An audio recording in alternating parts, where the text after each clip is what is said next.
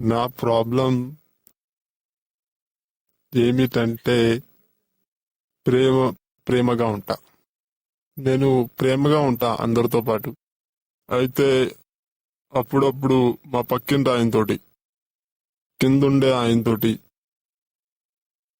అయితే వాళ్ళ స్వభావం ప్రకారం ఎప్పుడైనా ఏదోటి అయితే అందరూ అంటారు నేను తప్పు చేస్తున్నానని. వాళ్ళతోటి మీరు ఎందుకు మంచిగా ఉంటారు? ఎందుకంటే నేను వాళ్ళే మళ్ళీ మంచిగా చేర్చుకుంటాను. నేను వాళ్ళని ప్రేమతో పిలుస్తాను, అందుకనే పిల్లలు కూడా కోప్పడతారు. అది వాళ్ళ స్వభావం. కానీ మీరు చాలా అమాయకులు పప్ప. అయితే దీని సరైన సమాధానం ఏంటో? అమాయకం అంటూ ఏమీ లేదు. ఇది అమాయకత్వం కాదు. మనం అమాయకత్వం అంటే తెలుసుకోలేమా ఏమిటి? సరే, కానీ పురుషుడికి ఓ ప్రకారమైన మర్యాద అనేది ఉంటుంది. దానివల్ల తప్పు జరుగుతుంది. ఇంకా ఈ మర్యాద ఇంట్లో నుండి దొరుకుతుందా? ఎప్పుడైనా దొరుకుతుందా? రోజు ఇంట్లో మర్యాద దొరుకుతుందా? ఎక్కువ అవమానాలే దొరుకుతూ ఉంటాయి. పిల్లలు కూడా మీరు అమాయకులు అని ఏమీ తెలీదు అని మిమ్మల్ని అమాయకులుగా చూస్తున్నారు. అలా ఎందుకంటున్నారో ఏమిటో. పిల్లలు కూడా మిమ్మల్ని అలా అంటుంటే మీ మనసు ఇంకా బాధపడుతుంది. మరి పక్కింటి వాళ్ళు, పైన వాళ్ళు, కింద వాళ్ళు, మీ ఫ్రెండ్ సర్కిల్లో ఎవరైనా మాట్లాడుతూ ఉంటే గనక అయితే నాకు ఇన్సల్టింగ్ లాగా ఏవి అనిపించదు. లేదు, అవమానం అన్న మాటే లేదు. మీ పిల్లలు అంటున్నారు అంటే మీ మనసు ఒప్పుకోవట్లేదు. కానీ సబ్ కాన్షియస్ మైండ్ లో మీకు అనిపిస్తూ ఉంటుందన్నమాట ఇలా అని. మళ్ళీ వెళ్తాము, వారు కూడా చక్కగా మాట్లాడతారు. ఇంకేంటి, అందరూ స్వార్థపరులే కదా. మీరు ఒప్పుకుంటే వాళ్ళకి ఇంకేం కావాలి? ఒకరికొకరికి కావలసిన దొరుకుతాయి, వారి పని అయిపోతుంది. ఇక మీతో సరిగ్గా మాట్లాడరు, ఇక మీ గురించి చెడు చెప్తారు. మీకు ఫ్రస్ట్రేషన్ బాగా వస్తుంది దానివల్ల. పిల్లలు మాట్లాడతారు, భార్య మాట్లాడుతుంది. మీరు వెతుక్కోండి కొన్ని విషయాలు. దాని కారణంగా మీరు ఎక్కువగా చుట్టుకుపోతున్నారు అనేది. ప్రేమతో ఉండండి, మితంగా ఉండండి. మితంగా ఉండి దాన్ని దాటకండి. నార్మాలిటీలో ఉండండి. దాంతో పశ్చాత్తాపం చెందాల్సిన పనే ఉండదింకా. నిరూమా, నమస్కారం. నాకు కూడా మీ అన్నయ్య చెప్పినట్టుగానే ప్రాబ్లం. మాకు చాలా కన్ఫ్యూజన్ ఉంటుంది. మాట తేడా ఎంత వస్తుంది అంటే నేను అవును అంటే ఆయన కాదు అంటారు. ఏ విషయంలో కూడా నా మాట ఒప్పుకోరు. తర్వాత దానికోసమే మాకు గొడవ అవుతుంది. ఇప్పుడు నేనేం చేయను? మీ ప్రోగ్రాం చూస్తా నేను, నాకు నచ్చుతుంది. అయితే ఆయన చూస్తారు. కానీ ఇద్దరికీ ఇగో ఎంత అంటే ఇలా ఎందుకు అవుతుంది? నాకేదైనా పని చేయాలనుకుంటే నేను మూడో వ్యక్తికి అంటే మా అత్తగారికి చెప్పాలి. ఆవిడ చెప్తే వింటారు ఈయన. అదే మాట నేను చెప్తే దానికి కాదు అంటారు. ఇలా ఎందుకు అవుతుంది నిరుమా? దీనికి కారణం ఏమిటి అసలు? ఇది ఎందుకంటే ఎవరి పట్ల మోహం, రాగం, ప్రేమ ఉంటుందో వారి పట్లే వ్యతిరేకంగా ఉంటాం. అలా ఎలా? మోసం అంటే వ్యతిరేకం ఎందుకు? మనం చెప్పింది వినాలి కదా. లేదు, పూర్తిగా వ్యతిరేకంగా మాత్రమే ఉంటారు. మొత్తం అంతా దాదాగిరి అంతా ఇంకో స్త్రీ దగ్గర చేస్తారా, తన వారి దగ్గర చేస్తారా? అదే కదా, వేరే వాళ్ళ దగ్గర ఎంతో చక్కగా ఉంటారంతే. దాంతో మీకు ఈర్ష్యగా ఉంటుంది కదా. ఈర్ష్య సరే, కానీ ఏ ఒక్క విషయం కూడా లేదు. నేనెంత విసిగిపోయానంటే ఏంతో ఏం చేయగలవు? నేను ఎన్నోసార్లు చెప్పాను నాకు డివోర్స్ కావాలి అని. అనుకోవాలి, నాకు అర్థమే కాదు ఎక్కడికి వెళ్ళాలి అన్నది. కొంచెం అర్థం అవుతుంది, కానీ తగ్గించుకోవాలి అంటే తెలియట్లేదు. చక్కగా జీవించాలని ఉంది. మరి దీనికోసం ఏం చేయాలి నేను అసలు? ఈగోని తగ్గించుకోవాలి. మీకు పనే కదా కావాల్సింది. ఆ మాట మీకు వినకపోతే గనక మీ అత్తగారి దగ్గరికి వెళ్లి మీ పని పూర్తయ్యేలాగా చేసుకోండి. నిరుమా, మీ ప్రోగ్రాంలో ఇది కూడా చూశాను, మనం ఇలా చేస్తే మనం కపటం చూపించినట్టు అవుతుంది అని. కానీ నాకు కపటం తప్ప ఇంకేమీ కనిపించట్లేదు కదా. నిరుమా, నేనెప్పుడు ఏం మాట్లాడాలనుకున్నా తన మాటలతోటి ముందుకు వచ్చేస్తది. అది ఎప్పుడు కూడా అంతే. నేనేం మాట్లాడాలన్నా అలాగే చేస్తది. అయితే దాన్ని చుట్టు తిప్పి అది తన మాటనే నెగ్గించుకుంటుంది. నేను ఎప్పుడు అలా చేయను. ఇది అలాగే నేనేం అవుతానే విరగొట్టలేదు. ఉంటుంది. ఇలాగే అవుతూ ఉంటుంది. ఎప్పుడు నాకు అనిపించినా లేదు. అయితే నాకు ఎటువంటి విలువ కూడా లేదు. నేను తన కోసం ఇంత చేస్తున్నా కూడా వీళ్ళు ఎప్పుడైతే నా మాట వినరో ఇంకా వీళ్ళతో నేను ఉండి వీళ్ళతో నేను చేసి లాభం ఏంటి? చిరాకు పడుతూ ఉంటుంది. అయితే చేసేదేంటి? అయితే ఎలా బతకాలి? అరే నిరుమా, నేనేమి నా కోసం చేయను. మొత్తం కుటుంబం కోసం టైం ఉంది. అయితే నిరుమా, నేను ఇంత ఎందుకు చేస్తున్నాను? తన కోసమే కదా. నేను ఎప్పుడూ కష్టపడేది ఎందుకు? అయితే 10-20 రూపాయల్లో నేను నా రోజంతా ఇదే గడిపేయగలను. ఆయన డైలాగ్. నాకు ఇంకేమీ తెలియదు ఈ రోజంతా ఏం చేస్తారన్నది. నిరుమా, నేను ఎంత పరిగెట్టి ఇదే మాట తలిసిపోతున్నాను. చెప్తూ ఇది ఉంటారు నేను ఎవరి ఎప్పుడు కోసం చేస్తున్నాను? అయితే నేను ఇది నా కోసం చేస్తున్నా, తన కోసం చేస్తున్నా. ఇంత డబ్బు నేను తెచ్చేది. అయితే ఇంత పరిగెడుతున్నాను. అయితే నేను ఇది నా కోసం చేస్తున్నా. నాకు నా జీవితం ఉంది. అయితే నేను ఒక రోజులో 10 రూపాయలు టిఫిన్ తిని కూడా నా కడుపు నింపుకోగలను. అయితే నేను ఎంత కష్టం ఎందుకు పడుతున్నాను? కానీ నిరుమా, డబ్బు కాదు కదా ముఖ్యము. కానీ నాకు స్టేటస్ ఉండాలి కదా. అందరి ముందు నన్ను తక్కువ చేస్తారు. నువ్వు అలా అంటూ పిల్లల ముందర కూడా నన్ను అలా మాట్లాడితే ఎలా ఉంటుంది? నాకు బాధగా అనిపిస్తుంది కదా. మీరు నా పిల్లల్ని అడిగి చూడండి. నేను ఎప్పుడు చెప్దాం అనుకున్నా మా ఆవిడ అడ్డు చెప్తా ఉంటది మాకు. అయితే తను గోటి బిల్ల ఆడినట్టు పక్కకి విసిరి పాడేస్తుంటుంది. ఇదెక్కడ న్యాయం? నిరుమా, ఇందులో నుండి ఎలా బయటపడాలి? ఇది ఇలాగే ఉంటుంది. ఆయన అలాగే చెప్తూ ఉంటారు. సేవాభావం అన్నీ ఉన్నాయి, కానీ శాంతి మాత్రం లేదు ఇంట్లో. ఇలా మా ఇద్దరి మధ్యలో ఏమీ గొడవలు లేవు, ఏమీ లేవు. కానీ ఇది ఒక్కటే నేను భరించలేకపోతున్నాను అనమాట. శాంతి లేదు మనసుకి. నిర్మా, కొంచెమైనా అర్థం చేసుకోవాలి కదా. ఎంత అర్థం చేసుకోకపోయినా మళ్ళీ తను శూన్యంగానే అయిపోతుంది. అయితే తను ఇంత ముందు ఆలోచిస్తుంది, దానికి అర్థం ఏమిటి? అయితే ఎప్పుడైతే తను మీ సత్సంగంలో కూర్చుంటుందో తనకి ఏదైతే అనిపిస్తుంది, ఓహో తను ఎంతో చాలా మంచి పని చేసిందని. ఎలాగంటే తను పూర్తిగా మారిపోయినట్టు. కానీ తను ఎప్పుడైతే నిజంగా ముందుకొస్తుందో ఆ సమయంలో నాకేమనిపిస్తుందంటే ఈ టీవీ చూడటమే మానేయాలి. ఇలా అర్థం చేసుకుని ఇలా ప్రవర్తిస్తే దానివల్ల వచ్చే లాభం ఏంటి నిర్మా? ఎప్పుడైతే ఇలా ప్రవర్తించి ఏ లాభం రాదో అలాంటప్పుడు ఇలాంటి ప్రవర్తన ఎందుకు చేయాలి నిర్మా? అయితే కొన్ని విషయాలు తనకు అర్థం కావాలా, నాకు అర్థం కావాలా? ఎప్పుడూ ఇది రోజు ఎప్పుడూ ఉండే గోలే. అయితే ఈ రోజుకి రోజు చిరాకు పట్టడం ఎలా పోతుంది? మీరు చెప్పడం పూర్తయితే ఇక నేను మొదలు పెడతాను. మరి సరే నిర్మా, చెప్పండి. మీరు చెప్పిందే వింటాం.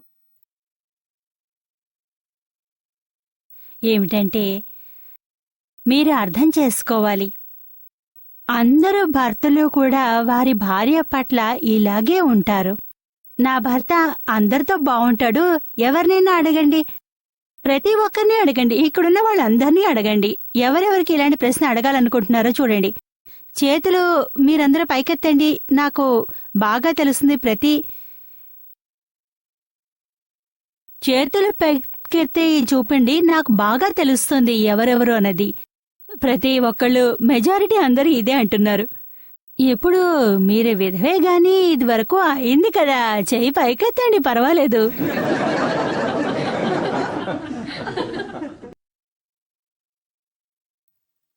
అందరికీ అవుతుంది, కానీ మాలా ఎవరికీ అవ్వదు. ప్రతి ఒక్కరికి ఇలాగే అనిపిస్తుంది. ఎప్పుడైతే ఇలా ప్రవర్తించి ఏ లాభం రాదో అలాంటప్పుడు ఇలాంటి ప్రవర్తన ఎందుకు చేయాలి నిర్మా? అయితే కొన్ని విషయాలు తనకు అర్థం కావాలా, నాకు అర్థం కావాలా? ఇది రోజు ఎప్పుడూ ఉండే గోలే. డైవర్స్ అనకూడదు కదా. నాకు అంత ఎక్కువ ఈగో ఉందంటే ఏమంటే నాకు బాధగా అనిపిస్తే ఏం మాట్లాడాలో తెలియదు అనమాట. అలా అయిపోతూ ఉంటుంది అంతే. డైవోర్స్ అని భయపడుతుంటారనమాట. అర్థము డైవోర్స్ అని భయపడ్డామా? అయితే ఇది బ్లాక్ మెయిల్ అయింది కదా నిర్మా. తను ఏం చేసినా తన మాట నెగ్గించుకుంటానికి ఏదైనా చేస్తది. తను ఇలా బ్లాక్ మెయిలింగ్ చేస్తే ఇంకా రౌడీ లైఫ్ లోని పర్సనల్ లైఫ్ లోని తేడా ఏముంటుంది? అలా చేయకూడదు కదా. ప్రేమతో ఉండాలి, మొబిలిటీని ఉంచుకో. అప్పుడప్పుడు ఇతరులు చెప్పింది కూడా అప్పుడప్పుడు విను, సంతోషంగా ఉండు. మీ మాట విన్నా సంతోషంగా ఉండు, లేకున్నా సంతోషంగా ఉండు. మీ మాట వినకూడదు అని మాత్రం ఏమీ లేదు, ఇలాంటిదేమీ లేదు. మీ ఇద్దరి మధ్య ఉన్నది ఈగో ప్రాబ్లము. అది గుద్దుకుంటోంది. ఆ అహంకారాన్ని చూడు. మీరు మీ అహంకారాన్ని తీసి పక్కన పెట్టేయండి. అట్లీస్ట్ భర్త ఎదురుగా అహంకారాన్ని పక్కన పెట్టేయండి. మీ జీవితంలో సంతోషం కావాలి అనుకుంటే, మన జీవితం సగం అయిపోయింది, పిల్లలు పెద్దయ్యారు, వీరి ఎదురుగా ఇలాంటి మాటలు ఆయన చెప్పినవి మా ఎదురుగానే ఇలాంటి మాటలు సమాజం ఎదురుగానే మాట్లాడుతూ ఉంటే ఇక పిల్లలు ఎదురుగా రోజు ఇంట్లో ఇంకెన్ని మాటలు వచ్చుంటాయో. లేదు నిరుమా, మీ ప్రోగ్రాం తర్వాత నేను పిల్లలతో అలా ఉండట్లేదు. జ్ఞానం పొందాలి అలా అంటూ ఉంటాను. దాంతో నాకు కాస్త శాంతి ఉంటుంది. చాలా బాగుంది.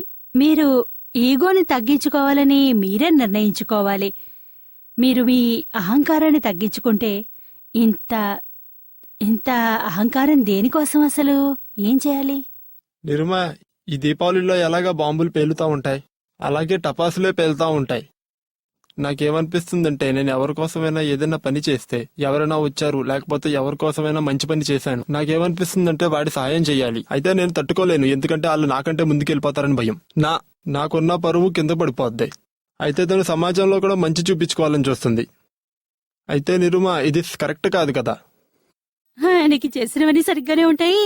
కానీ ఏమిటంటే ఫోన్ వస్తే ఎంతంటే మేము లేపుతాము, ఫోన్లో మాత్రం సార్ అంటూ ఎంత చక్కగా మాట్లాడతారు అంటే అంత కోపంగా ఉన్నది అంతా ఎక్కడికి పోయింది? వారితో చాలా చక్కగా మాట్లాడతారు, కానీ నాతోనే మాట్లాడడానికి ప్రాబ్లం అంతా ఏమిటో అది. అదే ఆలోచించు. మిగతా వారితో సరిగ్గా మాట్లాడతారు, మీతోనే ఎందుకు అలా ఉండరు, కోపంగా ఉంటారు అంటే చిరాకు పడుతూ ఉంటారు. మీలో ఏదైనా లోపం ఉన్నట్లే కదా అర్థం. అది ఇప్పుడిప్పుడే రియలైజ్ అవుతున్నాను నేను. మీరు ఓ పని చేయండి, ముందు ఆయన్ని ప్రశ్నించడం నాలో ఏం తప్పుంది అని, నాతో ఎక్కడ తప్పు జరుగుతోంది అని.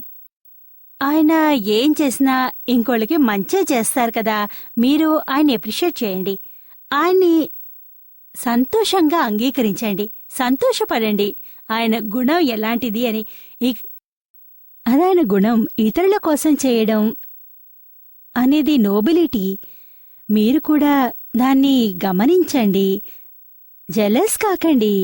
ఎందుకంటే జెలస్ అనేది స్త్రీ సహజ గుణం కదా, దానివల్ల ప్రాబ్లం వస్తుంది. ఇక ఇంతే కాదు, ఒకే విషయము మళ్ళీ మళ్ళీ చెప్పడం వల్ల తేడా రాదు. దాన్ని చెప్పడం వల్ల లాభమేమిటి? ఇంకప్పుడు ఆపేసేయండి, ఇంకా మాటే అనద్దు, అవసరమే లేదు. ఇంకా మారిపోండి. వయసు పెరిగిన కొద్దీ మార్పు మీరు చెయ్యలేరు. ఇప్పుడే వదిలేయండి. ఇలాంటివి మనసులోంచి తీసిపడేయండి. ఎందుకు ఇలా చేయరు, నాకెందుకు చేయరు, ప్రతి స్త్రీకి ఇలాగే ఉంటుంది, నాకేం చేయరు, అందరికీ చేస్తారు అని. ఇది తప్పు. ఇది సులువైన విషయము. దాన్ని మీరే చూడండి. కాస్త వేరే వాళ్ళకి చేస్తే ఇంటికోసం ఏమీ చేయట్లేదా? చేస్తారు. ఫ్లాట్ మీకోసం కొన్నారా, వేరే వాళ్ళ కోసం కొన్నారా? ఫ్లాట్లో ఇంకెవరైనా ఉంచుతున్నారా, మీరే ఉంటున్నారా? అది విన్నాను. నేను తిని పేరు మీద ఎన్నెన్ని పనులు చేయలేదు. నేను నా పేరు మీద కూడా ఏమీ పెట్టుకోకుండా నేను అన్ని తన పేరు మీద పెట్టి ఉంచాను. తినను ఎప్పుడు నేను లెక్క అడిగానా, తిన దగ్గర నుంచి ఏవైనా తీసుకున్నానా? అన్ని ఆమె పేరు మీదే చేసేస్తే ఇక డైవోర్స్ అన్న మాట ఇస్తే అన్ని వెళ్ళిపోతాయి. అయితే నాకు అదే సందేహంగా ఉంటది, నేను ఏదైనా తప్పు చేస్తున్నానా? నిరుమా, మీరే విన్నారు కదా, డైవోర్స్ కావాలట. విన్నాను. చెప్పు. నేనిక డైవోర్స్ ఇవ్వను అన్నమాట. నేనలా అన్నాను, క్షమించమని అడుగుతున్నాను. అంటే నా ఈగో చాలా ఎక్కువ. నాకెంత ఉండాలి, నాకెంత బాధగా ఉంటుంది ఇది చెప్పండి. మేమింత చేశాము, అదంతా ఏమీ లాభం లేదు. కేవలం ఎంత చేసినా కూడా ఏమీ లాభం మాత్రం నాకు దొరకలేదు. కేవలం 500 రూపాయలు ఇచ్చి ఇల్లు నడిపి నాలాగా ఎవరు ఇల్లు నడపరు అంటారు. అలా ఇప్పుడు నాకు ఇదే రిలైజ్ అవుతుంది. బాధ అంతా ఇదే అన్నమాట. అసలు తెలివిగా ప్రవర్తించు, ఇల్లుని స్వర్గం చేసుకో. జపాలు మంత్రాలు చేయడం వల్ల కొంచెం మంచి జరుగుతుంది అని ఏమీ లేదు. ఇంట్లో మనకి మంచి జరగాలి అంటే ఇంట్లో శాంతి, ప్రేమ, ఇంకా స్వర్గం వంటి వాతావరణాన్ని ఉంచుకోవాలి. అప్పుడే మీకు మంచి జరుగుతుంది. ఆ పైన భగవంతుడున్నాడు, లేకపోతే రాదు. ఇప్పుడు ఎక్కడున్నా కూడా భగవంతుడికి ఇదే కావాలి. శాంతి ఉండాలి, సుఖం ఉండాలి. రోజు ఉదయం నుండి సాయంత్రం వరకు ఎన్నిసార్లు గొడవలు అవుతూ పడుతూ ఉంటారు. ఇంకా మీరనుకుంటారు భగవంతుడు సంతోషించాలి, దేవుడు నాకేమీ చేయలేదు. ఇలాంటివేమీ నా మీద దయ చూపించట్లేదు. ఇలాంటివేం ఉండదు. ముందు బ్రతికున్న ప్రతి మనిషిలోనూ భగవంతుడు ఉన్నాడు. ఆయన్ని ముందుగా చూడు. తెలిసిందా? అందరిలో దేవుడున్నాడు. ఎవరికి దుఃఖం లేదు. ముందు నీ భర్తకే బాధ కలగద్దు. ముందు మీరే ఆలోచించుకోవాలి, ఆయనకి నేను ఏం చేస్తే బాధ కలుగుతుందో అని. ఇది ఓ రకమైన బాధ లాంటిది. లోపల నుండి భయంకరంగా ఉంటుంది. జలసి అవన్నీను. ఈ భయంకరమైన బాధని బయట నుండి తీసేయాలి. భర్త మాటైనా ఏదైనా బాధ సమాజం కోసం నెపం వేస్తాము. అప్పుడు మనకనిపిస్తుంది ఆ చల్లబడింది. ఇక అలా తిట్టుకున్నాక అమ్మయ్య కాస్త హాయిగా ఉంది. నిజమే, ఇది కూడా ఓ రకమైన ఈగోనే. తిట్టుకున్నాక ఇంకాస్త పెరుగుతుంది.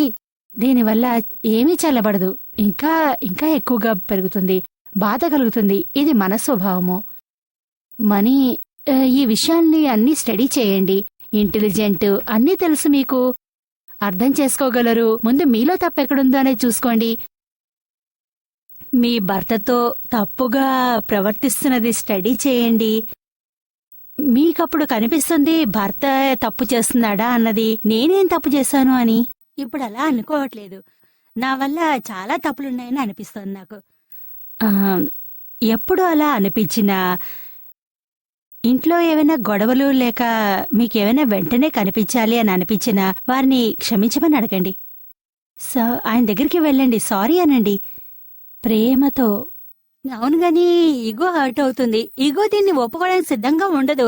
లోపల ఒప్పుకుంటాను, కానీ ఆయన ఎదురుగా మాత్రం ఒప్పుకోలేకపోతున్నాను. కానీ నిరుమ మనసులో ఆలోచనలు పైకి తెలియవు కదా. ఇంకా నేనైతే అడుగుతా ఉంటాను, ఇంక నేనేం చేయగలను. ఆ సమయంలో నాకేమనిపిస్తుందంటే, నువ్వెక్కడైనా నీ లెక్కతోటి నువ్వు సెటిల్ అయిపో. ఇంక నేను నా లెక్క ప్రకారం నా బ్రతుకు బతుకుతాను. నిరుమా నెమ్మదిగా అవుతుంది కదా ఏదైనా. నిరుమ మాకు కొంచెం ఆశీర్వదించింది ఏంటంటే, ఈ నా మనసులో ఉన్న విచారాలు. ఓ పని చెయ్యి, మీరు క్షమించమని నేను క్షమాపణ అడుగుతాను నిరుమ. మరప్పుడు మంచి పని జరిగితే నేనే వెళ్లి తన పాదాలని ముట్టుకొని క్షమాపణ అడుగుతాను, నా వల్ల ఏదన్నా తప్పు జరిగితే. మరి దానికోసం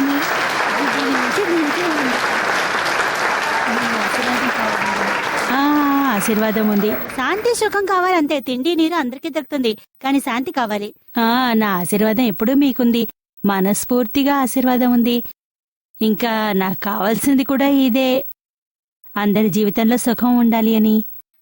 నాకు అదే కావాలి, అందరికీ అదే కావాలి. అందరికీ డబ్బు అందరి దగ్గర ఉంది, కానీ శాంతి మాత్రం ఎవరి దగ్గర లేదు. అందరికీ ఇదే చెప్తాను నిరుమ, సత్సంగానికి రండి అని. ఇక చూడండి ఏమవుతుందో అని. ఆమెను చూడగానే శాంతి లభిస్తుంది అని చెప్తుంటాను. నిరుమ, నేను మీ పవిత్రమైన సత్సంగంలో తనని క్షమాపణ కోరుకుంటున్నాను. ఆశీర్వదించండి నిరుమ. తప్పకుండా, నా ఆశీర్వాదం ఎప్పుడూ ఉంటుంది.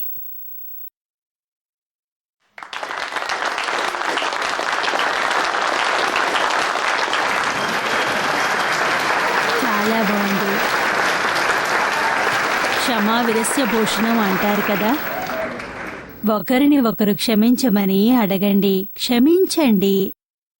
ఇదే జీవితంలో సుఖాన్ని పొందే చక్కటి మార్గము, జ్ఞానం కూడా. దీన్ని మించింది ఇంకేమీ లేదు.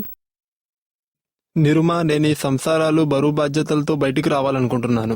చాలా చేదుగా ఉన్నాయి. మమ్మల్ని వీటిల నుంచి బయటికి రప్పించి కాపాడండి. ఇదే సంసారము మీకు మోక్షం వంటి సుఖాన్ని కూడా ఇస్తోంది. మీరు ఒకరి పట్ల ఒకరు ప్రేమగా స్వర్గం వంటి వాతావరణం ఉంచుకుంటే, ఈ చోటే ఒకరిని ఒకరు క్షమించమని అడిగితే, ఒకరి తప్పుల్ని ఒకరు క్షమించేసుకోండి. ఎంత బాగుంటుందో. అది లోనుండి తెలుస్తుంది. ముక్తి లభిస్తోంది అన్న విషయం లోపల నుండి అనిపిస్తోంది. ఒకరినొకరు క్షమాపణలు అడిగితే లోపల దీనికి నాకు రిజల్ట్ కావాలి. నాకు అనిపిస్తుంది తను కరెక్ట్ అయినని, కానీ నాకు రిజల్ట్ కావాలి. ప్రణామం నిరుమ, నేను డబ్బు గురించి అడగాలనుకుంటున్నాను. ఇప్పుడు ఎక్కువగా జనాలు ఏమంటున్నారంటే డబ్బులే నా దేవుడని. అయితే మన భారతదేశంలో డబ్బుల్నే దేవుడిగా పూజిస్తున్నారు. పాలాభిషేకం జలాభిషేకం చేస్తున్నారు. అయినా భారతదేశంలో డబ్బు లేదు. ఫారెన్ లో ఏం తెలియదు, అయినా డబ్బులు చాలా ఉన్నాయి. అలా ఎందుకు అవుతుంది నిరుమ? ఇలా ఏదైనా ఉందా లక్ష్మీ పూజ చేస్తే లక్ష్మి వస్తుంది అని? మన భారతదేశంలో ధన్తేరస్ రోజున లక్ష్మీ పూజ చేస్తారు ఇంటింటా. ఫారిన్ లో మాత్రం ఇలాంటివేవీనూ చెయ్యరే కదా. వాళ్ళకసలు ఇలాంటివేమీ తెలీదు. ప్రతి ఒక్కరూ వేర్వేరు పద్ధతులను అనుసరిస్తారు, తమ తమ ప్రకారంగా ఉంటారు. అలా ఉండడం అనేది మన హిందూస్థాన్లో, భారతదేశంలో సితారులు కొన్ని పైకి చేరుతున్నాయి. భారతదేశం కూడా అభివృద్ధి చెందుతోంది. ఇప్పటి వరకు వారి సితారాలన్నీ పైకున్నాయి. ఇప్పుడు మనవి పైకి వస్తాయన్నమాట. బాగా పైకెక్కాయి వాళ్ళవి. ఇప్పుడు మనవి కూడా పైకి వస్తున్నాయి. ఓసారి పగలు, ఓసారి రాత్రి, ఓసారి రాత్రి, ఓసారి పగలు, ఇలా మారుతూనే ఉంటుంది. ఎప్పుడూ ఒకేలా ఉండదు కదా. అందరికీ మారుతూనే ఉంటుంది. మనకి ఒకప్పుడు ఎంతో బంగారం ఉండేది, భాండాగారాలుండేవి. తర్వాత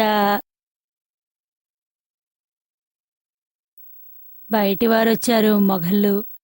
తెల్లవారొచ్చారు, అంతా పడిపోయింది.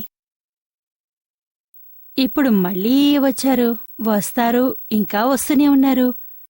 సమయాన్ని బట్టి మారుతూ ఉంటుంది. తప్పకుండా వస్తుంది.